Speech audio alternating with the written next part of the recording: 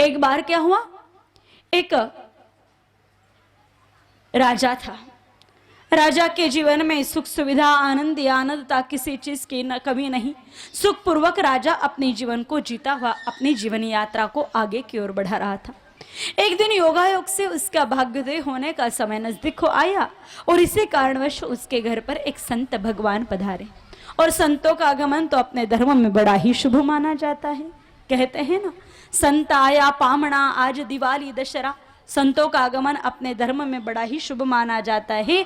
जैसे ही उस राजा के घर पर संत महानुभाव का आगमन हुआ, वो बड़े प्रसन्न हुए। राजा ने उनके आओ भगत की पूजा पाठ किया, उनको पूर्ण अपने गांव नगर आदि में घुमा करके अंत में उनको अपने अंतपुर में ले आए।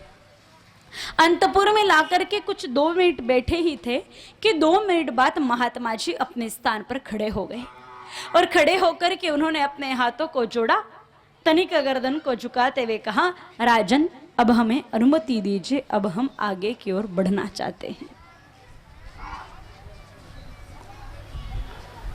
राजन हमें अनुमति दीजिए, अब हम आगे की ओर बढ़ना चाहते हैं। राजा ने कहा, अरे गुरुदेव, आप अभी अभी तो आए हो, थोड़ी देर बैठिए, आपके श्री चरणों में बैठ कर के सुख का अनुभव हो रहा है, फिर चले जाइएगा। कहते नहीं, संत हो और संतों के लिए मर्यादा है कि एक गौ माता जी का दूध जितनी देर में दुहा जाता है उतनी ही देर किसी संत ने किसी गृहस्थी के घर में रुकना चाहिए।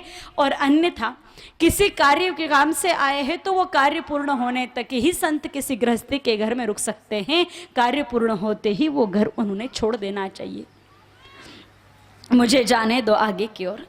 कहते गुरुदेव, अगर ऐसा नियम है तो फिर हम आपका आग्रह नहीं करेंगे, जिद नहीं करेंगे, लेकिन दोबारा दर्शन जरूर देनेगा। कहते हुए हाँ कह करके महात्मा जी वहां से निकल पड़े। जैसे ही महात्मा जी वहां से निकल रहे थे कि राजा ने बड़े श्रद्धा से उनके चरणों में प्रणाम किया। एक संत जब आते तब भी प्रणाम होता है, जब संत जाते तब भी प्रणाम होता है। जब यहाँ से संत महाराज पधार रहे थे, जा रहे थे, तो प्रणाम किया गया। प्रणाम किया तो अब आशीर्वाद भी मिलना है, और जितने सच्चे हृदय से प्रणाम किया गया हो आशीर्वाद भी उतना ही हृदय से दिया जाता है। जैसे राजा ने भाव से प्रणाम किया, महात्मा जी ने भी विचार किया कि इनको आशीर्वाद में क्या चीज दूं, इनके पास तो सब कुछ है, संपत्ति है, संतति है, सुख सुविधा आनंद है, किसी चीज की कमी नहीं है।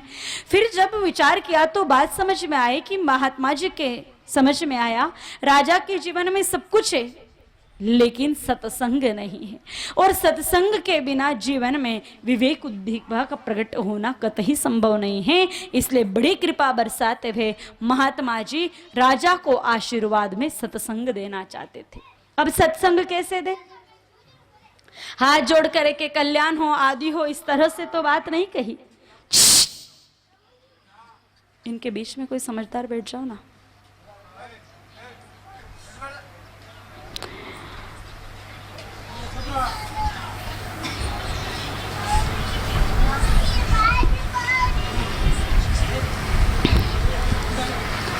आशीर्वाद में सत्संग अब कैसे दे? हाथ उठा करके सत्संग की प्राप्ति हो, कल्याण हो आदि नहीं। महाराज जी ने आशीर्वाद देते हुए, संत भगवान ने आशीर्वाद देते समय राजा को एक प्रश्न पूछा कि राजन, मुझे एक बात बताओ, आप रोज सुबह कितनी बजे उठते हो? यूं ही कोई 8 बजे सोच करके उसने बताया, कोई 8 बजे उठता हूं। राजन, आप 8 बजे उठते हो? कहते हाँ गुरुदेव। राजन 8 बजे? कहते हाँ। धीरे से महात्मा जी ने पूछा, राजन अगर आप 8 बजे उठते हैं तो हमें बताइए, क्या 8 बजे उठना अच्छी बात है? बताओ। नहीं है, 8 बजे उठना अच्छी बात तो नहीं है। हम जानते सब है कि 8 बजे उठना अच्छी बात नहीं है, लेकिन मानते कितने हैं? राजा को महात्मा जी ने कहा, रोज 8 बजे उठते हो, आदर्श हो। कई लोग आपके पद चिन्हों पर चलने की इच्छा रखेंगे अगर आपके कर्म सही हो और आपको कोई भी गलत कृति कार्य करना शोभा नहीं देता। इस कल से आपको रोज सुबह ब्रह्म मुहूर्त में 4 बजे उठना है। कहते जी गुरुदेव। महान संतों के सामने या गुरु के सामने ज्यादा नहीं बोलना चाहिए, बस जी हाँ इतना ही उत्तर देना चाहिए। दोबारा प्रश्न पूछा महात्मा ने, राजन आप 8 बजे उठते तो उठते ही सबसे पहले क्या काम करते हो? अरे गुरुदेव मुझे तो बड़ी तेज भूख लग जाती, मैं तो उठते ही खाता हूं। अरे 8 बजे उठना और उठते ही खाना, ये तो बहुत गलत है। महात्मा जी ने फिर दूसरा आदेश दिया कि सुबह 4 बजे उठ करके स्नान आदि करना है, उसके बाद दैनिक कर्म को पूर्ण करते हुए ही आपको जीवन में आगे बढ़ना है। कहते ठीक है गुरुदेव, सुबह 4 बजे उठ जाऊंगा, उठते सबसे पहला काम स्नान का भी कर लूंगा। ठीक है। महात्मा जी इतना सा कह करके वहां से निकल पड़े। राजा ने दिन भर अपना काम किया। संध्या के समय जब अपने काम से निवृत्त हुए, दिया पूजा पाठ आदि करके वो संध्या अल्प आहार लेकर के अपने शयन कक्ष में आए। बड़ा सुंदरी मखमली बिस्तर था। जैसे बिस्तर पर लेटे कि फिर अचानक याद हो आया, स्मृति हुई कि अरे गुरुदेव भगवान पधारे थे और रोज सुबह 4 बजे उठने का आदेश दे करके गए हैं और गुरु आदेश का पालन तो होना ही चाहिए। अब क्या करें? सुबह 4 बजे जल्दी उठने का अर्थ है कि 4 घंटे जल्दी उठना, क्योंकि राजन का रोज का अभ्यास था 8 बजे उठने का, और एकदम से 4 घंटे जल्दी उठना इतना सरल तो नहीं है। हालांकि देखो आजकल के लोगों के लिए कोई विशेष बात नहीं है। आजकल तो सीधा सा है, अगर कोई नित्य 8 बजे उठने वाला है, विद्यार्थियों को लेकर के बात करते हैं, अगर विद्यार्थियों का अभ्यास है कि रोज सुबह वो 8 बजे उठते हैं और मानो फिर उनका कोई एग्जाम जोधपुर में है, 7 बजे उनको एग्जाम हॉल में बैठ जाना है, तो 6:30 बजे ही जाना पड़ेगा, टिकट आदि लेंगे, फिर वहाँ पहुँचने के लिए भी घंटा भर का समय लग जाएगा। यहाँ से 5:30 बजे निकलेंगे तब जाएंगे, तो सुबह 4 साढ़े 4 बजे उठेंगे, नहाएंगे धोएंगे, थोड़ा बहुत कुछ नाश्ता पानी करेंगे, हल्का फुल्का कुछ पढ़ेंगे, फिर निकलेंगे। अब उसने सोच लिया कि भाई मुझे 7 बजे एग्जाम हॉल में पहुँचना है, इसलिए 4 बजे तो उठना ही पड़ेगा। 8 बजे उठने वाला वो विद्यार्थी सीधा सा है, मोबाइल या घड़ी लेगा, अलार्म लगा देगा। मुझे कुछ ऐसा लग रहा है जैसे मैं महाभारत की रणभूमि में कथा के लिए बैठी हूं।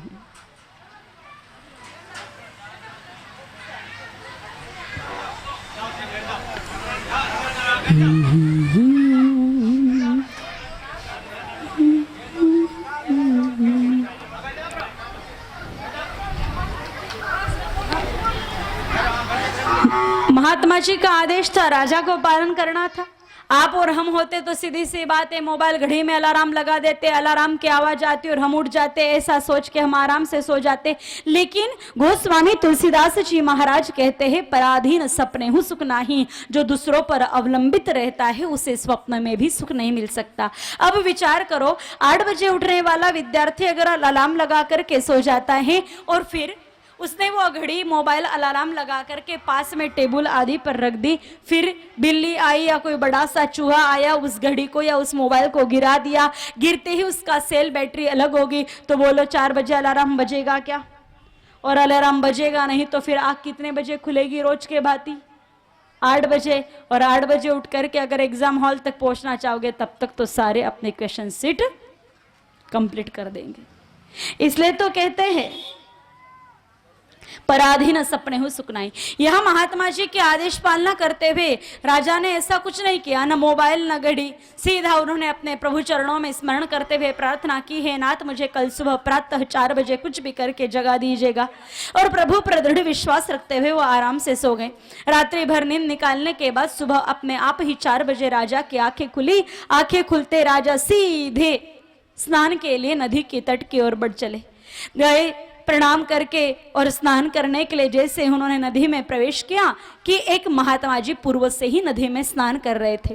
हर हर गंगे, जय जय गंगे, नर्मदे आदि सभी समस्त नदियों का स्मरण करते हुए उस बस्ती से स्नान कर रहे थे। देखा देख महात्मा ने भी उन्हीं सभी नदियों का स्मरण करते हुए प्रणाम करते हुए राजा ने भी महात्मा जी के देखते देखे वैसा ही स्नान कर लिया। फिर देखा तो जैसे ही महात्मा जी का स्नान हुआ वो तट पर आकर सूर्य भगवान को जल चढ़ा करके तट पर आ बैठे।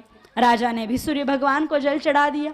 अपने ओंजड़ में जल लिया। ओम सूर्याय नमः, ओम रवे नमः, ओम खगाय नमः, ओम मरीचाय नमः, ओम हिरण्यगर्भाय नमः, ओम पुष्पे नमः, ओम भार्मे नमः, ओम काराय नमः, ओम सविते नमः, आदित्याय नमः, मित्राय नमः। समस्त 12 ही नाम लेकर के उन्होंने सूर्य भगवान को जल चढ़ा दिया। जल चढ़ाने के बाद महात्मा जी के पास आकर के बैठे और किसी भी प्रकार का आवाज नहीं होने दिया कि मेरे कारण अगर आवाज होगा तो महात्मा जी को व्यवधान हो जाएगा तपस्या आदि में, इसलिए वो बिल्कुल मौन रहे, शांत रहे। महात्मा जी कुछ आंखें बंद करके उनके भजन में लगे हुए थे। 10 मिनट तक यही क्रम चलता रहा। 10 मिनट के बाद हुआ ऐसा कि महात्मा जी अपने स्थान पर बैठे बैठे आंखें खोलते ही, और जैसे ही महात्मा जी ने आंखें खोली कि उनके ठीक सामने एक गड्ढा था। गड्ढा तो समझते हो, खड्डो। उस गड्ढे में थोड़ा सा पानी था। गड्ढे के किनारे पर एक बगुला खड़ा था, और बगुला बड़ा चतुर था। एक टांग पर खड़ा था, एक टांग मोड़ रखी थी, इधर देखता उधर देखता, इधर देखता उधर देखता, फिर अचानक अपनी चोंच को पानी में डुबोता, थोड़ी देर तक चोंच को चलाता चलाता चलाता वापस पास में पड़े हुए पत्थर पर अपनी चोंच को घिस लेता। यही क्रम उसका चल रहा था। महात्मा ने जब उसको देखा कि ये बड़े शांति से पानी में खड़ा रहता है, फिर धीरे से अपनी चोंच को उस पानी में डुबोता है और फिर मुंह चलाता है। अगर बच्चे इस दृश्य को देख लेते ना तो सोचते कि वो सुबह सुबह कुल्ला कर रहा है, पत्थर पर दांत रगड़ करके दातुन कर रहा है, दांत की सफाई कर रहा है, ब्रश कर रहा है। लेकिन ये सच्चाई नहीं थी। बगुला क्या कर रहा था ये तो महात्मा जी के समझ में आ गया, और महात्मा जी ने उस बगुले की इस कलाकृति को देखते हुए एक छोटी सी कविता उस पर बनाई और बोली। एक बार महात्मा जी ने कविता बोली और पास में बैठे हुए राजा ने सुनी, और सुनते ही उनको याद हो गई। महात्मा जी ने बोला, घिसे घिसावे घिसे घिसे घिस घिस डारे पानी, जेहि कारण तुम्हें घिसत हो वह कारण हम जानी रे भैया, वह कारण हम जानी। घिसे घिसावे घिसे घिसे घिस घिस डारे पानी, जेहि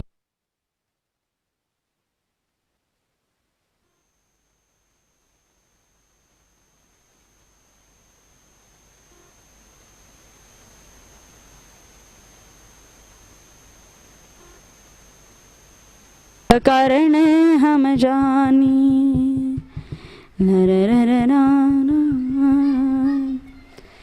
एक बार बोला। महात्मा जी की बात सुनते ही राजा को याद हो गई, और राजा कुछ देर तक वहां बैठे रहे। फिर वापस महात्मा जी जब आंखें बंद करके अपने पूजा में लग गए, पाठ में लग गए। थोड़ी देर बाद राजा वहां से उठ करके निकल पड़े। जैसे ही राजा वहां से निकल रहे थे कि उनके मुख में वही चल रहा था, घिसे घिसावे घिसे घिसे घिसे घिसावे घिसे घिसे न घिस घिस डारे पानी। बोलते बोलते बोलते बोलते वो महल पहुंच गए। और होता है सुबह जो भी सुबह जल्दी उठते हैं उनकी कंसंट्रेशन पावर अर्थात एकाग्र शक्ति जल्दी उठने से बढ़ती है। इसलिए तो हमारे सनातन धर्म में, हमारे भारतीय संस्कृति में सुबह जल्दी उठने के लिए कहा गया है। सुबह जल्दी उठने से विद्यार्थियों को सबसे अधिक लाभ है। प्रातः जल्दी उठने से उनकी कंसंट्रेशन पावर, एकाग्र शक्ति जो बढ़ जाती है।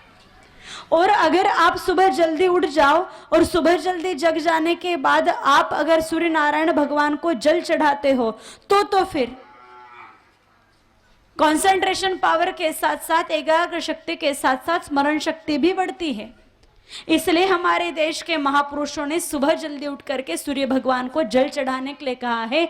दरअसल जब हम सुबह सूर्य भगवान को जल चढ़ाते अर्थात जल की धारा में से सूर्य नारायण भगवान के दर्शन करते हैं तो सूर्य भगवान में से निकलने वाली 8वीं धर्मिष्ठ किरण जल मार्ग से परिवर्तित होते हुए नेत्र मार्ग से हमारे ब्रेन तक, मस्तिष्क तक पहुंचती है। परिणाम स्वरूप मेंदु का जाल गहरा हो जाता है और उसी से हमारी स्मरण शक्ति, याद शक्ति बढ़ती है।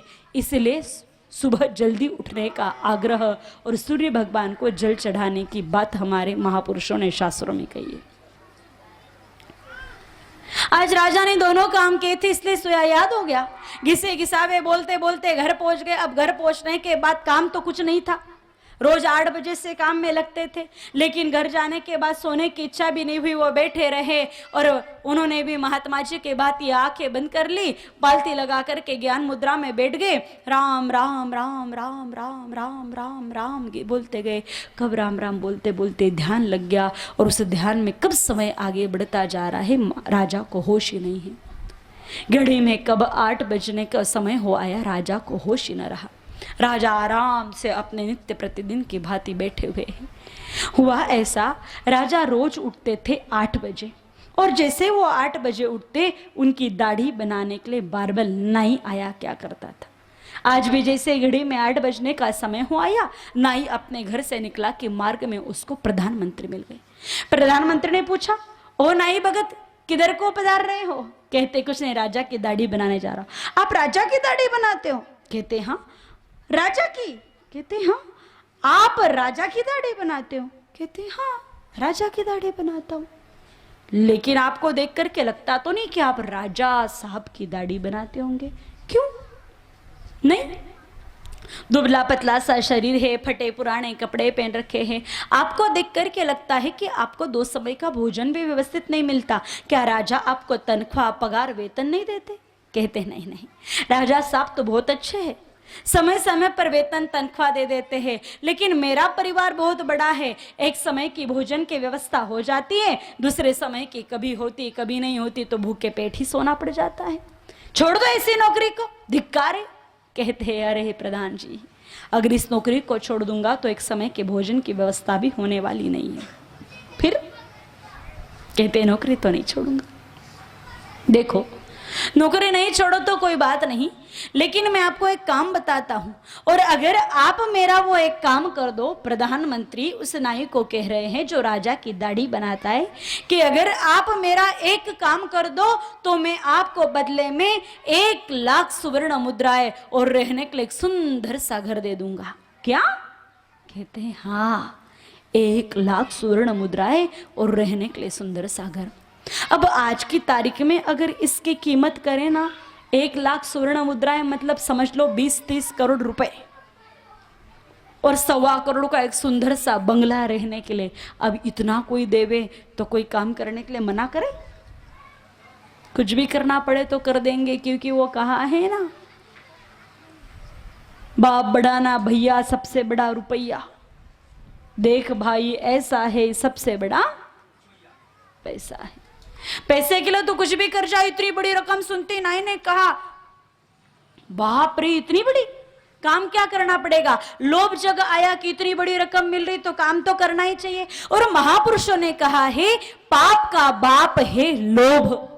जब तक अपने भीतर लोभ पैदा होगा नहीं, तब तक व्यक्ति के हाथों से पाप कर्म होने वाले नहीं हैं। अगर हमसे पाप बन रहा है तो ध्यान रखना कि मन में कोई न कोई लोभ है, उसी लोभ के कारण पाप प्रकट हो रहा है। कहते बोलो क्या काम करना पड़ेगा? कहते कुछ नहीं, रोज राजा की दाढ़ी बनाते हो? कि हाँ, रोज राजा की दाढ़ी बनाते हो? हाँ, बस फिर क्या है, रोज दाढ़ी बनाते हुए उस्तुरा इधर से इधर घुमाते। उस्तुरा समझते हो माता? कुछ कुछ तो समझती है।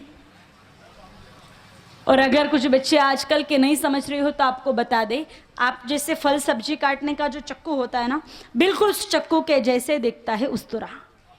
आगे की पत्ती लोहे की होती है और थोड़ी सी शार्प होती है, जो दाढ़ी बनाने में काम आती है। ये आपने छोटे बच्चों का अगर मुंडन संस्कार देखा होगा तो उस समय उस उस्तुरे को जरूर देखा होगा। बस कुछ नहीं करना, रोज राजा की दाढ़ी बनाते, उस्तुरा इधर से इधर घुमाते हो। आज वही उस्तुरा इधर घुमा देना, इधर घुमाते राजा मर जाएगा, मैं राजा मरते मैं प्रधानमंत्री राजगादी पर बैठूंगा, तुझे रहने के लिए सुंदर सा घर और 1 लाख स्वर्ण मुद्राएं दे दूंगा। बक्की? हाँ, बात पक्की। पर मैं राजा को कैसे मार सकता हूँ? राजा तो शस्त्रों से सुसज्जित रहता है। कहते अरे वो तो रणभूमि में, घर में तो रोज सुबह राजा 8 बजे उठते हैं, उठते ही तो खाते हैं। तो अगर बढ़िया तरीके से मसाज वसाज करके फिर दाढ़ी के लिए लगेगा तो आधे वैसे नींद आने लग जाएगी। और देख दोस्त, तेरे लिए तो राजमहल में जाना बहुत सरल है, न तो तुझे कोई रोकेगा न तो तुझे कोई देखेगा। तो कितना भी धारेदार उस्तुरा लेकर के जाए तो भी राजा आंखें बंद करके आराम से दाढ़ी बनाने के लिए तेरे सामने बैठ जाएगा। और बात भी सच है, आप अगर किसी से दाढ़ी बनवाते हो तो आंखें खोल करके थोड़ी देखते हो, आंखें बंद करके बैठ जाते। ठीक है, नहीं तैयार हो गया, उठाया बक्सा, निकल पड़ा। रोज जैसे ही वो राजा के पास जाता, राजा के पास जाते ही नजर पड़ती थी सीधे राजा की दाढ़ी पर, क्योंकि रोज दाढ़ी के बाल जो काटने रहते। आज जाते सीधी नजर पड़ी राजा के गर्दन पर, क्योंकि आज गर्दन जो काटने थे। अब राजा है, क्षत्रिय है, दो माताओं का दूध पिया है, खाते पीते घर का है, कोई दुबली पतली गर्दन तो रहेगी नहीं, ये जाड़ी मोटी भारी गर्दन। और अब भारी गर्दन को काटने के लिए उस्तरा भी जरा भारी तेज शार्प होना चाहिए। क्या करे राही के समझ में नहीं आ रहा था। कुछ देर तक सोचा, फिर राही ने दिमाग लगाया, एक कटोरे में लिया पानी, पत्थर पर 2 बूंद पानी डालता, उस्तरे को घिसता, पानी डालता, उस्तरे को घिसता, बीच बीच में राजा को देखता, ये क्रम चल रहा था। अब जैसे वो पानी डाल करके उस्तरे को घिसने लगा कि उस उस्तरे की घिसने की घिस घिस घिस घिस की आवाज आने लगी, और वो घिस घिस की आवाज राजा के ठीक सामने बैठे हुए नाई के इस काम के कारण राजा के कानों तक पहुंची। जैसे राजा को सुनाई दिया, राजा ने झट से आंखें खोली। आंखें खोलते उनकी सीधी नजर पड़ी नाई पर। नाई करके आ रहा था तो पानी डाल करके उस्तरे को घिस रहा था, और उसी समय राजा को सुबह सुबह वाली पंक्ति याद आई। सामने बैठा है नाई, घिस रहा है उस्तरा, डालता है 2 बूंद पानी, राजा की तरफ देखता है, और उसी समय राजा ने बोला, घिसे घिसावे घिसे घिसे घिसे घिसे डारे पानी, जेहि कारण तुम्हें घिसत हो वह कारण हम जानी रे भैया, वह कारण हम जानी। घिसे घिसावे घिसे घिसे न घिस घिस डारे पानी, जेहि कारण तुम जानत हो वह कारण हम जाने। समझ गए? जो होशियार थे, मन लगा के कथा सुन रहे थे, फटाफट मुस्कान आ गई, और जो इधर उधर देख रहे थे बाईपास से निकल गया।